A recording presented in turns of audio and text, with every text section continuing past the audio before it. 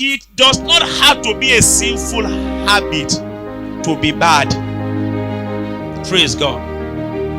A bad habit is such a habit that does not help your life to make progress, that is not adding value to your life.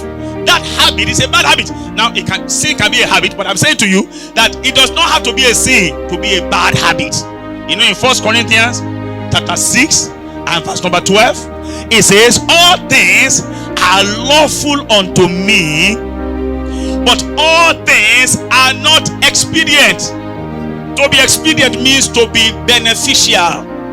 It said all things are lawful, but not all things are beneficial to me. It may be lawful, it may be okay to do them, but they're beneficial to your life. For instance, it is not a sin to sleep, but you see, when you are sleeping 8 hours in the night and then another 8 hours during the day, it makes a fool of your life. It means you are a big rounded fool, because when you are sleeping, you are like a dead man who achieves nothing.